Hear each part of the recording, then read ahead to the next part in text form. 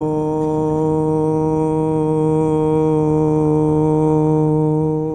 नमः सिद्धेभ्यः।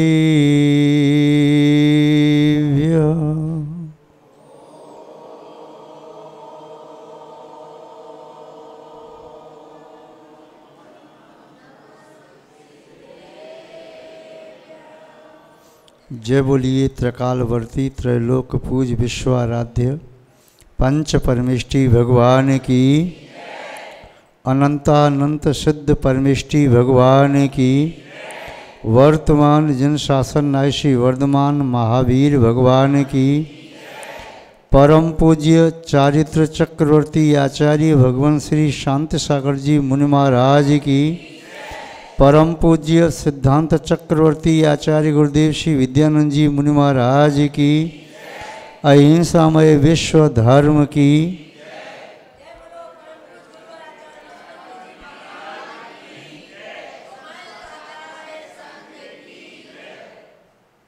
एक बार हाथ जोड़ लीजिए।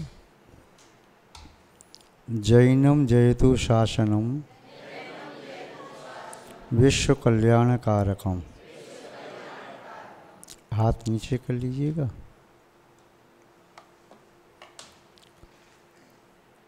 उपस्थित धर्म स्नेही सत श्रद्धालु, भव्यवर पुंडरीक पुण्यात्मा महान भाव, अभी आरिका माता जी श्री वरदर्शनी माता जी महत्वपूर्ण कारिका की व्याख्या कर रही थी। संसार में जितने भी पदार्थ विद्यमान हैं वे एकांततः न तो सुखद हैं और न दुखद हैं, व्यक्ति के पुण्य और पाप पर आधारित हैं। पुण्य का उदय होता है तो संसार का प्रत्येक पदार्थ हमारे लिए सुखद होता है। जब व्यक्ति का पाप का उदय होता है तो प्रत्येक पदार्थ उसके लिए दुखद प्रतिभाषित होता है।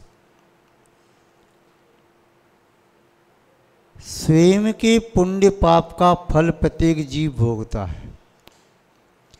यदि उसे अपने मनोनुकूल फल की प्राप्ति नहीं होती तो अज्ञानी व्यक्ति दूसरे को दोष देता है, इसके कारण मुझे दुख प्राप्त हो रहा है।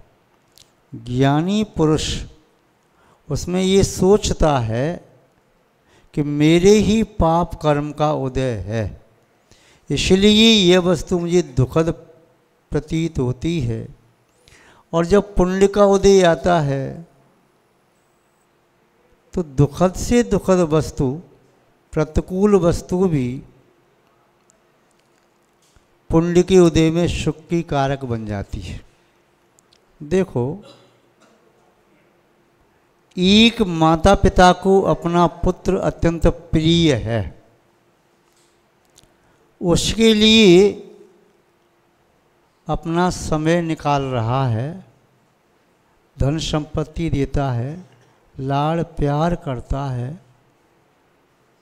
यदि पिताजी ऑफिस में, दुकान पर, गोदाम पर, जहाँ कहीं भी हैं, फिर भी बेटे के लिए चिंता करते हैं और बेटा अभी पिता के अनुकूल है, छोटा है, भोला भाला है, सीधा साधा है। किंतु वही बेटा यदि पिता के प्रतिकूल कार्य करने लगे, पिताजी के समझाने पर भी न माने, तो वही पुत्र शत्रु की तरह से दिखाई देता है। भजन में पंक्ति बोलते महाराज जी, पिता को पुत्र लागी ज्यों प्यारा, जबलों करे कमाई, जो ना द्रव्य कमा कर लाभे, दुश्मन देख दिखाई, समझ मन बावरी, स्वार्थ का संसार। वही पत्नी यदि कुलटा है तो शत्रु है, और यदि आज्ञाकारिणी है मनोनुसार प्रवृत्ति करने वाली है, चित्ताकर्षक है, तो वही पत्नी देवी के तुल्य प्रतिभाषित होती है। संसार में कुछ भी नया नहीं है, सब अनादिकाल से था, आज भी ये अनंत काल तक रहेगा। हम वस्तुओं को और अन्य व्यक्तियों को दोष न दें, हम दोष दें अपनी करनी को, अपने परिणामों को।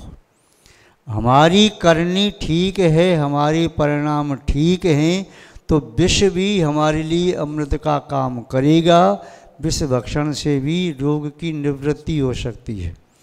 यदि हमारे पुण्य का उदय है तो हमारा शत्रु भी हम पर वार करे, उस वार से हमारा तो बाल माँ का नहीं हुआ, हमारा दूसरा शत्रु मृत्यु को प्राप्त हो गया।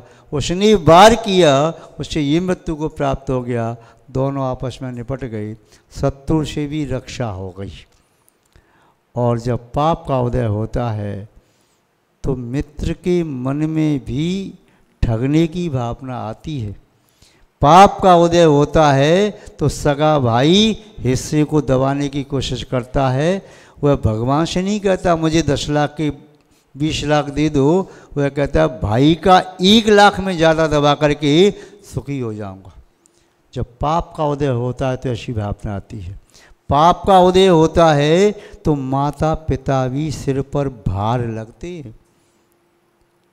चाहे डेली 100 व्यक्ति को भोजन करा दे, पर एक माता पिता को 4 रोटी नहीं दे सकता। पाप का उदय है तो बुद्धि ऐसी भ्रष्ट हो जाती है कि पाप के उदय में वह पुण्य का कार्य कर ही नहीं पाता, करना भी चाहे तो नहीं कर पाता। सिद्धांत की भाषा में कहें, जैसे नारकी कभी शुभ क्रिया नहीं कर सकता, नारकी की शुभ लेशा नहीं हो सकती, नारकी के शुभ परिणाम नहीं हो सकते पाप के उदय से।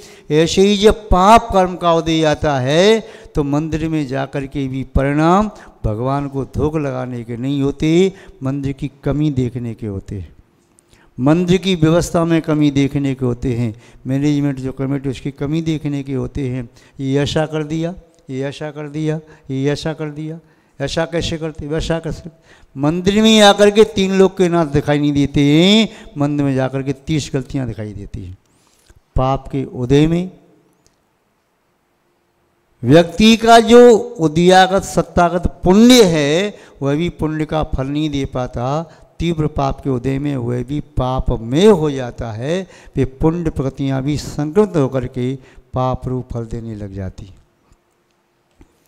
योजक तत्व दुर्लभ, अभी यार का माता जी ने बताया, अमंत्रमक्षरम नास्ति नास्ति मूल मनौषधम अयुज्यो पुरुषो नास्ति योजक तत्व दुर्लभ। संसार में कोई एक ऐसा अक्षर नहीं, एक भी अक्षर ऐसा नहीं जो मंत्र नहीं हो। पृथ्वी बीज है, जल बीज है, अग्नि बीज है, वायु बीज है, आकाश बीज है। प्रत्येक अक्षर का अपना अपना महत्व है। संसार का प्रत्येक पुद्गल का परमाणु शक्ति से युक्त होता है। आज वैज्ञानिक लोग उस परमाणु के माध्यम से पाप के उदय से परमाणु बम बना करके संसार को नष्ट करने की सोचते हैं। संसार सब नष्ट हो जाए, मैं चैन से जियो। किंतु साधु पुरुष योगी महात्मा जंगल में बैठ कर के उन्हीं परमाणुओं के माध्यम से अपनी परिणामों के रंग से परमाणुओं को रंग करके व्यक्ति की कसायों को शांत कर देते हैं, वात्सल भाव पैदा कर देते हैं, प्रेम भाव पैदा कर देते हैं। सूखे कुएं में पानी आ जाता है, सूखे वृक्ष हरे भरे हो जाते हैं, 6 ऋतु के फल फूल एक साथ आ जाते हैं। परमाणु वही है। एक की भावना दूषित है तो परिणाम भी दूषित है, दूसरे की भावना शुभ है तो परिणाम भी शुभ है।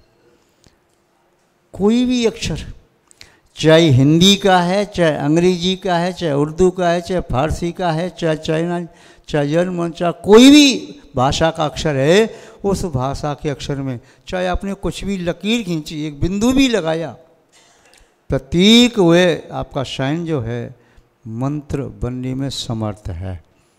किंतु जानता नहीं कि इसका मंत्र क्या है। नास्ति मूल मनौषधम, संसार में ऐसा एक भी वृक्ष नहीं है जिस वृक्ष का पत्ता या तना या छाल या पुष्प या फल या जड़ औषधि के रूप में प्रयोग न किया जा सके। वस्तुएं वही हैं जिनके माध्यम से अमृत के समान आनंद आता था। पुण्य का उदय है तो विजातीय वृक्ष हमारी जाति का नहीं है। विजातीय वृक्ष अपने फल दे करके, पत्ते दे करके, पुष्प दे करके, छाल दे करके, जड़ दे करके हमारे शरीर के रोग को दूर कर देता है। और पाप का उदय होता है तो हमारे शरीर में रोग पैदा हो जाता है जो हमारे शरीर को नष्ट कर देता है। तुम नास्ति मूल मनुष्यदम अयोग्य पुरुषो नास्ति। पाप के उदय में हर व्यक्ति हमें अयोग्य दिखाई देता है और पुण्य के उदय में हर व्यक्ति हमें योग्य दिखाई देता है। तो क्यों ना हम अपने पाप को पुण्य में बदलने की चेष्टा करें। हम संसार को बदलने की चेष्टा कर रहे हैं, क्यों ना अपने आप को बदलने की चेष्टा करें। हम संसार के प्राणी से बदला लेने की सोचते ही मेरे भाई ने मुझसे ऐसा कह दिया, मुझसे बदला लूँगा। मेरी पत्नी ने ऐसा कह दिया, मुझसे बदला लूँगा। मेरी पुत्र ने ऐसा कह दिया, बदला लूँगा। मेरी माँ ने मुझसे ऐसा कह दिया, मुझसे बदला लूँगा। मेरे पिता ने ऐसा कह दिया, मेरे मित्र ने ऐसा कह दिया, मेरे पार्टनर ने ऐसा कह दिया, मैं उसे क्षमा नहीं करूँगा, बदला लूँगा। दूसरों से बदला लेने की भावना अज्ञानी पुरुष की होती है। ज्ञानी पुरुष तो बदला नहीं लेता, अपने आप को बदल लेता है।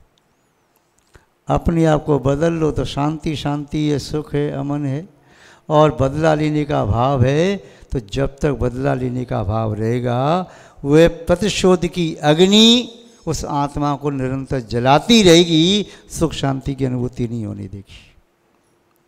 भवन कितना अच्छा भी हो और बाहर से अग्नि की लपटें लगी हों तो कहाँ शांति मिल सकती है। हमारे चित्त में हमारे क्रोध की, हमारी कषाय की जो अग्नि की लपटें जल रही हैं, किसी बाहर वाले को नहीं जला रही, हमारी आत्मा को झुलसा रही है। और जिस व्यक्ति के शरीर में क्रोध आदि कषाय की अग्नि जल रही हो, वह कितना भी स्वादिष्ट पदार्थ खाए, आनंद आएगा क्या। शरीर में बहुत बड़ी पीड़ा हो रही हो और उसे कितना भी अच्छे गहने पहना दो, उसे आनंद आएगा क्या।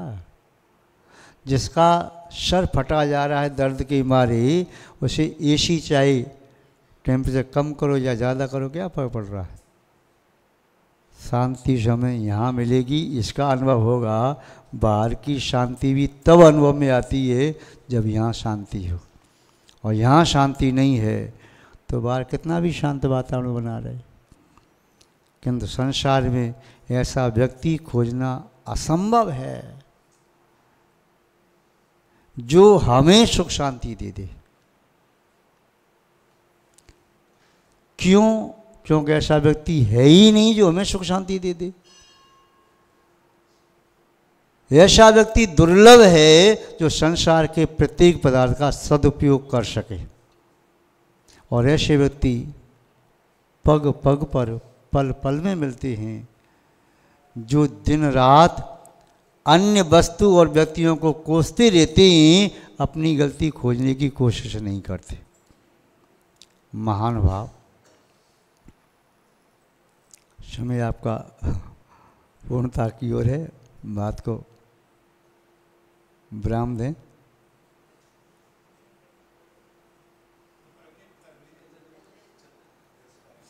वर्किंग डे है आपका तो।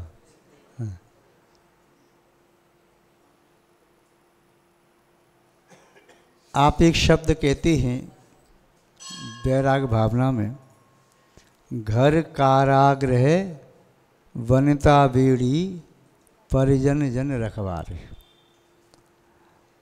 और राज समाज महा अग कारण बैर बड़ावन हारा वेश्यासम लक्ष्मी अति चंचल याको कौन पत्यहारा। तत्वाशुत में पढ़ते हैं, बहु आरंभ परिग्रह तुम नारका शाउष। ये आपने एक पक्ष को देख लिया, घर कारागृह है, वनिता स्त्री बीड़ी की तरह से है, घरवाले व रखवाले की तरह से हैं, जैसे कोई जेल में बंद करके बाहर से पहरा दे रहा हो। यह शरीर भारभूत है, रोगों का घर है, भोग रोग की सामग्री है,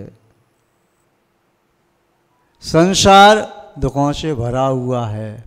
यह श्याम पक्ष है, नकारात्मक पक्ष है। धवल पक्ष भी है। प्रत्येक नदी के दो किनारे होते हैं, प्रत्येक सिक्के के दो पहलू होते हैं, और प्रत्येक वाक्य के दो पक्ष होते हैं। जैसे पक्षी के दो पंख होते हैं, वैसे ही प्रत्येक बात के दो पहलू तो कम से कम होते ही हैं, एक सकारात्मक, दूसरा नकारात्मक। आपको केवल सकारात्मक दिखाई दे रहा है। जिस व्यक्ति से आप तीव्र अनुराग करते हो उसकी एक भी गलती आपको दिखाई नहीं दे रही, और जो उससे तीव्र द्वेष करता है उसे उसका कोई एक भी गुण दिखाई नहीं दे रहा। व्यक्ति वही है। चश्मा दोनों की नेत्रों पर लगे हैं, पर चश्मा ऐसा है, एक के चश्मे में सिर्फ दोष ही दोष दिखाई देते हैं और दूसरे के चश्मे में सिर्फ गुण ही गुण दिखाई देते हैं। व्यक्ति अलग नहीं, वस्तु अलग नहीं, किंतु सोचने का नज़रिया सबका अलग अलग है। एक व्यक्ति सोच रहा है कि सामने वाले व्यक्ति पर बहुत पैसा है, बहुत सुखी है। दूसरा सोच रहा है इस पैसे का क्या करो, जब शरीर रोगी पड़ा है काय का सो काय की शांति। ये पैसा नहीं है तो क्या हुआ, मस्त मौला है, नाचता है, गाता है, फुटपाथ पर सो जाता है, जो मिलता है खा पी लेता है, मुझसे ज़्यादा सुखी तो ये है। जिसके पास पत्नी नहीं वह कहता है पत्नी के बिना भी कोई सुख होता है क्या। और दूसरा कह रहा है भगवान कौन से पाप कर्म का फल भोग रहा मैं, ये न मिली थी तब तक बड़ा सुखी था, और जब से आई है तब तक तो चैन की सांस लेना मुश्किल हो गया। एक के पास पुत्र नहीं है तो पुत्र के लिए दुखी है, और दूसरे के पास पुत्र है तो पुत्र से दुखी है। और तीसरा ऐसा है कि पुत्र नहीं था तब भी सुखी था, और पुत्र है तब भी सुखी है। तो समझ में नहीं आता सुख का कारण है क्या। क्या बाह्य वस्तु सिर्फ सुख का कारण है? क्या बाह्य वस्तु सिर्फ दुख का कारण है? आर्का माता जी ने कहा योजक सत्व दुर्लभा, वस्तु सुख दुख का कारण नहीं है। को सुख को दुख देत है, कर्म देत झकझोर, उलझे सुलझे आप ही ध्वजा पवन के जोर। पवन के माध्यम से जैसे ध्वजा उलझती है, सुलझ जाती है, उसे चढ़ करके कोई उलझाने भी नहीं जा रहा, सुलझाने नहीं जा रहा। ऐसी हमारी आत्मा में कोई बाहर का व्यक्ति न तो दुख देने वाला है, न बाहर का व्यक्ति सुख देने वाला है। कर्मों की हवा चलती है तो वे कर्म हमारी आत्मा को उलझाते हैं, वही सुलझ जाते हैं। और कर्मों की हवा बंद हो जाई तो हमारी आत्मा को न कोई उलझाने वाला न सुलझाने वाला, हमारा सिद्धत्व हमारे अंदर स्वयं प्रकट हो जाए। उस सिद्धत्व को प्रकट करने की शक्ति प्रत्येक भव्य जीव में है, किंतु योजक तत्व दुर्लभ, आत्मा में रत्नत्रय को जोड़ना बड़ा कठिन है। घर कारागृह बनता बेड़ी, वर्जन जन रखवाले। ये बंधु बांधव हैं, दूसरे भी बंधु बांधव आपके हो सकते हैं, वे सुख के कारण हैं। ये भी किसी को सुख के कारण हो सकते हैं। धन भी सुख का कारण है। धन बुरा हो भला कहिए, लीन पर प्रकार। तन भी रोगों का घर है, साधना करो, इस तन के माध्यम से चेतन को शुद्ध कर लो। भोग रोग का कारण है, भोगों से विरक्त हो जाओ तो योग को पैदा कर देता है। संसार दुखद है, इसी संसार में अनंत भगवान है, वे दुखी हैं क्या? वीतरागी मुनि बैठे हैं, वे दुखी हैं क्या? यह सुखम न देव राजस्य, यह सुखम न चक्रवर्तन, तत्सुखम वीतरागस्य निर्गंथ तपोधन। जो सुख इंद्र के लिए दुर्लभ है, जो सुख चक्रवर्ती के लिए दुर्लभ है, वह सुख वीतरागी निगंत मुनि के लिए, एकांत वासना एकांतवासी मुनि, तत्व चिंतन में लीन मुनि के लिए इस संसार में उसे सुख प्राप्त हो रहा है। तो सुख कहाँ है? सुख तो हमारी आत्मा में है, पर जहाँ है वहाँ खोजना है। कल बताया था, कब परसों तय था, जो टिकट कहाँ रखा है वो कहाँ खोज रहे, तो जहाँ है वहाँ खोजना है। तो ये हमारे बांधव हैं, इन बांधवों में यदि आपको दोष देखना है तो दोष ही दोष दिखाई देंगे, गुण देखना है तो गुण दिखाई देंगे। व्यवहार जगत में ये भी सुखद हैं, और निश्चय में फिर दूसरे बंधु बांधव हैं। क्षमा माता पिता ज्ञानम, धर्मो पुत्र दया सखी, शांति पत्नी सुतः सत्यम, षडीव मम सौख्यदा। ये 6 बंधु बांधव मेरे सुख देने वाले हैं। क्षमा माता, जिसकी माँ क्षमा हो, पूरा संसार भी मिलकर के उसका बाल बांका नहीं कर सकता।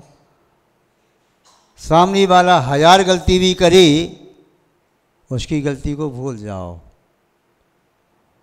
और नहीं भूल पाओ तो क्षमा कर दो। फॉरगिव और फॉरगेट। जो भूल सकती हो तो भूल जाओ, और जिसे भूल नहीं सकते उसे क्षमा कर दो, और जिसे क्षमा कर सकती हो तो क्षमा कर दो, और क्षमा नहीं कर सकती हो तो भूल जाओ। तीसरा उपाय खोजने की आवश्यकता नहीं। तो क्षमा जिसके पास है उसका कौन बाल बांका कर सकता, बताओ। सामने वाला खूब उपद्रव कर रहा है, आपको खूब तंग कर रहा है, परेशान कर रहा है, सोच लो मेरे कर्म का फल है, ये तो केवल निमित्त बन के पाप का आश्रय कर रहा है। मैं अपने कर्म का फल भोग रहा, संसार के किसी भी प्राणी के एक भी कर्म का किंचित भी फल मैं भोग नहीं सकता, और मेरे कर्म का फल मुझे भोगना है। तत्व चिंतन करो, क्षमा धारण करो। भाई तू 1000 बार भी मुझे सता, फिर भी मैं तेरे प्रति क्षमा का भाव रखूँगा। तो कोई संसार में ऐसा है जो मेरा अनर्थ कर दे? जिसकी माँ क्षमा है, क्षमा की गोद में जो पल रहा है, पुस रहा है, क्षमा का जो पेय पान कर रहा है, क्षमा का शायद सब पड़ा हुआ है, क्षमा का कवच पहने हुआ है, क्षमा की गोदी में जिसका लालन पालन हो रहा है, ऐसी शांतमा रूपी पुत्र का कौन बाल बांका कर सकता है? जिसकी माँ क्षमा हो, और पिता ज्ञानम, जिसके अंदर ज्ञान का प्रकाश है, आत्मा के एक एक प्रदेश पर ज्ञान का प्रकाश है, विवेक है, इसके पास भेद विज्ञान है, उसका कौन क्या कर सकता है? दिव्य प्रकाश में उसे सबको शांतमा का वैभव दिखाई दे रहा है, तो बाहर का वैभव कोई लूट के ले भी जाए, ले जा भैया, अच्छा हुआ। मुझे घर का कचरा निकाल के बाहर फेंकना था, और तू मेरे घर के कचरे को लेके जा रहा है। जिसे तू रत्न कह रहा है, मैं उसे कचरा कह रहा हूँ। चोरी करके क्यों ले जाता है? अरे दिन दाड़े ले जा, और पोटली बांध, मैं उठा के तेरे सिर पर रख दूंगा। जिसे मैं निकाल के बाहर फेंकना चाहता हूँ उसे लेके जा रहा, अच्छी बात है। तो तू तो मेरा उपकारी है, कैसी है? क्षमा माता पिता ज्ञानम। चाहो तो श्लोक को याद कर लेना, डॉक्टर साहब तो याद करेंगे, मुझे क्या विश्वास याद करेंगे आप तो। क्षमा माता पिता ज्ञानम, धर्मो पुत्र, जिसकी मन वचन काय की प्रवृत्ति मन वचन काय से उत्पन्न हुआ।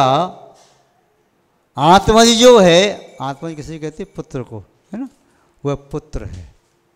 आत्मा से जो भी भाव उत्पन्न हो रहा है वह धर्म उत्पन्न हो। शरीर की जो भी क्रिया उत्पन्न हो रही है वह धर्म हो। वचन से जो उत्पन्न हुए धर्म हो, मन से जो उत्पन्न हुए धर्म हो। धर्म जिसके योगत्य की प्रवृत्ति का फल है, धर्म जिसके पंच इंद्रिय के विषयों की प्रवृत्ति का फल है, धर्म जिसकी चेतना की प्रणति का फल है, उसको कोई दुखी कर सकता है क्या? और शांतिश नहीं, दया सखी, दया जिसकी सखी है, आठों याम साथ रहती है। सखा या सखी, और सखा सखी वो होता है जो स्वयं कष्ट लेकर के दूसरों को सुख दे, मित्रता का भाव। तो चित्त में दया है, और जो दूसरे पर दया करता है वो अपनी आत्मा पर दया नियम से करता है। जो दूसरे का घात करता है वो अपनी आत्मा का घात करता है। जो अपनी आत्मा का घात करता है वो दूसरे का भी घात करता है। जो अपनी आत्मा पर दया करता है वो दूसरे पर भी दया करता है। तो दया जिसकी सखी है, जैसे राज दरबार में जो चमर ढोलने वाली सखी होती ना, राजा को कष्ट न हो, या पंखा झालने वाली सखी, या कोई और सेवा करने वाली, या सची इंद्राणी है जो तीर्थंकर बालक का श्रृंगार करती है, ऐसे ही दया से जो अपनी आत्मा को श्रृंगारित कर रहा है। दया रग रग में समाई है। इतनी करुणा, इतनी दया कि उसका मन कई बार करता है कि ऐसी शक्ति सामर्थ्य प्राप्त हो जाए, संसार के प्रत्येक प्राणी को मैं संसार से निकाल करके सिद्धालय में ले जाके रख दूँ। क्या परिणाम दया का होता है। और शांतिश पत्नी, जो विषयासक्त होते हैं अपनी पत्नी को एक क्षण के लिए भी छोड़ना नहीं चाहते। बैठी तो मुख कमल को देख करके भ्रमर से मंडरा रहे हैं। कोई भी प्रवृत्ति कर रही हैं उसके बिना तो प्रवृत्ति है ही नहीं। उनका कहना होता है यदि पत्नी नहीं तो जीवन की लाइट चली गई, शरीर मुर्दा हो गया। बोले हम तो इंसान है। जंगल का पशु भी कहता है श्यार बनी का घर नहीं है बिना जनी का। यदि मेरी स्त्री नहीं तो काहेगा घर। आप भी कहती हैं गृहिणी ये तो घर है, नहीं तो मान लो कन आवारा घूम रहा है काहेगा व्यक्ति, रथ्या पुरुष है। और गृहिणी है तो कम से कम बांध करके रखती है। जैसे दो किनारों के बीच में नदी बंधी रहती है, वैसे गृहिणी आती है तो उत्पाती व्यक्तियों की अकल ठिकानी आ जाती है। बस ऐसे नहीं ऐसे रहो। और जिसकी गृहिणी शांति हो और शांति के बीच में जिसका जीवन बह रहा हो उसको शांति कहाँ से मिलेगी। कोई कारण शांति, आठों याम शांति, बिना शांति के एक क्षण भी रह नहीं सकता। निरंतर शांति। जैसे शक्कर के प्रत्येक अंश में मिठास होती है, अग्नि के प्रत्येक अंश में उष्णता होती है, स्वर्ण के प्रत्येक अंश में स्वर्णता होती है, जल के प्रत्येक कण में जलत्व होता है, ऐसे ही आत्मा के प्रत्येक अंश में शांति ही शांति हो। जहाँ देखो शांति। कामी पुरुष कहता है कि मैं आँख खोलूँ तो भी वही दिखाई देती है, बंद करूँ तो वही दिखाई देती है, सो जाऊँ तो सपने में दिखाई देती है। ऐसे ही जिस व्यक्ति की शांति पत्नी हो तो आठों याम हर स्थान पर उसे शांति ही शांति दिखाई दे। शांति के अलावा कोई दिखाई दे ही नहीं रहा, उसका जीवन भी शांति में हो गया। और पुनः अंत में कहा सुतः भ्रातः सत्यम, जिसका भाई सत्य हो।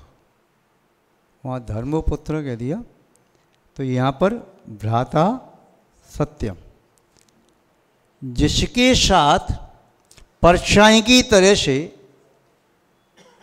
भाई बनकर के सत्य खड़ा हो, उसके जीवन में असत्य का प्रवेश कहाँ। जैसे राम के साथ लक्ष्मण खड़े ना, कोई भी संकट आए पहले मेरे ऊपर आए, भाई के पास नहीं जा सकता, भाभी के पास संकट नहीं जा सकता। पहले संकट का मुकाबला मैं करूँगा, आगे आगे मैं चलूँगा। तो जिसके पास सत्य है, और सत्य तो विश्व की सबसे बड़ी शक्ति है, उससे बड़ी शक्ति पूरे संसार में कोई है ही नहीं। असत्य में शक्ति कहाँ और सत्य में दुर्बलता कहाँ। आप तो कहते हैं ना सांच को तो अग्नि भी नहीं जला सकती। सत्य कभी नष्ट नहीं होता, सत्य शाश्वत है। असत्य नश्वर है, असत्य का नाला बहता दिखाई देगा, सूख जाएगा, पर सत्य तो सतत प्रवाही शर्ता की तरह से है। व सत्य निस्सीम समुद्र की तरह से, रत्नाकर की तरह से है, जिसकी रत्नों का आज तक कोई अंदाज़ा नहीं लगा पाया। षडीव मम शौकदा, जिसके पास ये 6 बांधव हैं उसके जीवन में सुख की कमी कहाँ, निरंतर सुख ही सुख है, शाश्वत सुख है। दुख तो वहाँ पर झलक नहीं पाता। जैसे सूर्य का प्रकाश हो तो अमावस्या की रात्रि वहाँ अपना प्रभाव नहीं दिखा सकती, और जहाँ अमावस्या की रात्रि है वहाँ सूर्य के दर्शन नहीं होते। ऐसे ही जिसके पास 6 बांधव हैं वहाँ पर दुख की झलक भी नहीं आती। जो रत्नों के विमान में रह रहा हो, अंधकार कैसा, रत्न का विमान सूर्य निकल के जाता है, चंद्रमा निकल के जाता है, पृथ्वी को भी आलोकित कर देता है, पर जो रत्नों के विमान में ही रह रहा हो वहाँ अंधकार कैसे आ जाए। तो ऐसे ही जिसके पास ये 6 दिव्य रत्न हैं उसके जीवन में दुख, अशांति, क्लांति, खेद, ईर्ष्या, पैशून्यता, वैमनस्य भाव ये पहुंच ही नहीं सकते। इसलिए महानुभाव ये 6 बांधवों को अपने जीवन में स्थान देने का सम्यक पुरुषार्थ करो, और जो कुछ भी आपके पास है उसका सही सदुपयोग करने की कला सीखो। भगवान से वस्तु मत मांगो, जो मिला है उसका सदुपयोग कर सकें ऐसा हुनर मांगो, कला मांगो, विद्या मांगो। चाहे आपके पास 2 पैसे ही, भगवान से बस इतना मांगो, हे भगवान इन 2 पैसे को मैं सही सदुपयोग कर सकूं, सदुपयोग कर लूँगा तो 2 पैसा मुझे स्वर्ग दे सकता है, और सदुपयोग नहीं किया तो 2 अरब भी मुझे नरक में पहुंचा देंगे, मुझे नरक से बचा नहीं पाएंगे। तो संसार में वस्तु मत मांगो, अज्ञानी वस्तु मांगता है और ज्ञानी पुरुष उस वस्तु के सदुपयोग करने की कला मांगता है। अब आप देख लो आप क्या मांगते हैं। यदि वस्तु के सदुपयोग की कला मांगते हैं तो आप ज्ञानी पुरुष हैं, प्रबुद्ध हैं, और वस्तु मांगते हैं तो फिर ज्ञानी पने से इतर पुरुषों में आपकी गिनती आएगी। किंतु हम ऐसा नहीं चाहते कि आपकी गिनती इतर पुरुषों में आए। साधु संग में रहने वाला व्यक्ति तो निस्संदेह ज्ञान के प्रकाश को प्राप्त करता है, संयम के स्वरूप को प्राप्त करता है, श्रद्धा के परम खजाने को प्राप्त करता है, और सत्य की परम शक्ति को प्राप्त करता है। आप सब वह सब प्राप्त कर सकें, ऐसी हम अंतरात्मा में आपके प्रति आत्मा के प्रत्येक प्रदेश में भावना रखते हैं। इसी के साथ शब्द श्रृंखला को विराम देते हैं। जय बोलिए श्री शांतनाथ भगवान की, पूज्य आचार्य गुरुदेव श्री विद्यानंद जी महाराज की, अहिंसा हमारे विश्व धर्म की।